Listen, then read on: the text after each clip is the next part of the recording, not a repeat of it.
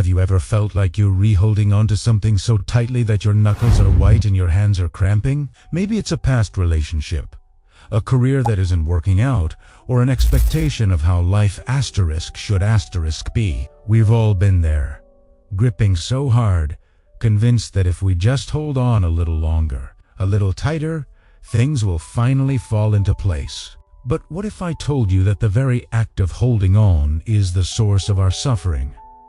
It's a paradox, isn't it? The tighter you grip, the more it hurts. Today, we re-go in to explore a concept that might just change your life: the profound power of letting go. Welcome back to the channel. If you're new here, we talk about living a more intentional and fulfilling life. So, if that's your vibe, make sure to hit that subscribe button. Now, let's dive into this idea of detachment. For many of us, the phrase letting go sounds a lot like giving up. It feels like defeat, like waving a white flag and admitting we couldn't to make it work. But that's a huge misconception. Letting go isn't about surrendering your power. It's about reclaiming it. It's a conscious choice. It's looking at a situation that's causing you pain and saying, I choose peace over this struggle. One, choose my well-being over the need to control this outcome. Giving up is passive. It's what happens when you run out of energy. Letting go is active. It's a deliberate act of It's you deciding that your inner peace is more valuable than winning a battle that's draining your soul. Think of it like this. You're in a tug of war with a problem. You're pulling, straining, and getting rope burn. Letting go isn't losing the game. It's simply dropping the rope and walking away, realizing the game itself was the problem. This brings us to the core of what detachment truly means. It's not about becoming cold or indifferent. It's not about stopping to care. Detachment is about freedom. It's freedom from being emotionally chained to a specific outcome. It's freedom from the heavy weight of other people's expectations and even our own rigid expectations of ourselves. And most importantly, it's freedom from the fear that things won't go our way. Imagine you're planting a seed. You can't force it to grow by pulling on the sprout. You can't yell at it to hurry up. Your job is to provide the right conditions: sun, water, good soil land. Then you have to let go. You have to trust the process. Detachment is like that. You do your part. You put in the effort. You act with intention. And then you release your attachment to asterisk. How asterisk and asterisk. When asterisk, the results will appear. This is where real power lies. When you're not crippled by the fear of failure or disappointment, you're free to be creative, to be spontaneous, to truly live in the moment. You're no longer a prisoner of the future. You're an active participant in the present.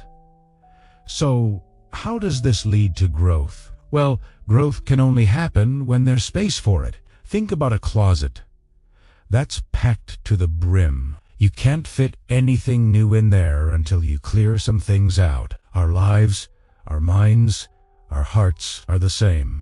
We often hold on to old beliefs, past hurts, and relationships that have run their course because we're afraid of the emptiness that might follow. We think, if I let this go, what will be left? But that emptiness isn't a loss. It's an invitation. It's room to breathe. It's a blank canvas waiting for you to paint something new. You cannot step into a new chapter of your life if you keep rereading the old one. Real, meaningful growth happens when you have the courage to release what no longer serves you. It might be a job that dims your light, a friendship that's become one-sided, or a self-limiting belief you've carried since childhood. Letting go of these things isn't a sign of failure. It's a sign of It's you acknowledging that you've outgrown them and you're ready for what's next. The space you create is where new opportunities, new relationships, and new versions of yourself can finally emerge. When you learn to release your tight grip on life, something magical happens. things start to flow. Have you ever noticed how the best moments in life often happen when you read not trying so hard? A spontaneous conversation, a sudden burst of creativity, a moment of pure, unexpected joy. That's because you're not blocking the flow with resistance and force. Love and peace, in particular, flourish in an environment of not. When you try to force a relationship or demand love in a certain way, you often push it away. True connection thrives on freedom and acceptance. Similarly, you can't force yourself to feel peaceful. Peace isn't something you achieve. It's something you allow. It's the natural state that arises when you stop struggling against reality. When you stop fighting with what asterisk is asterisk and accept the present moment, a deep sense of calm can wash over you. Life becomes less of a battle and more of a dance. You're still moving, still engaging, but you're flowing with the music instead of trying to control the orchestra.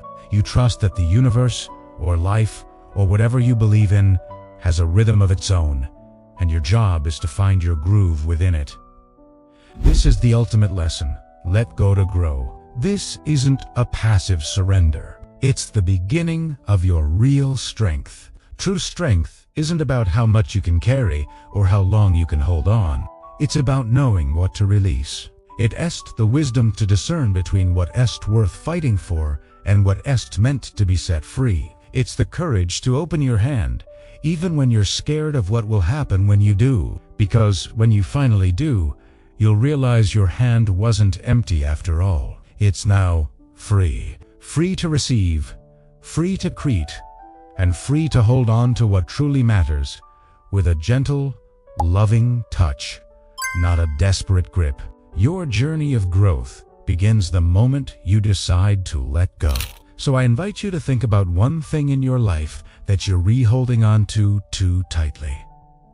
Just one thing. Ask yourself, is holding on to this bringing me peace or pain? Is it helping me grow or keeping me stuck? You don't have to have all the answers right now. The first step is just asking the question. The first step is acknowledging that maybe, just maybe, it's time to loosen your grip. Thank you so much for joining me today.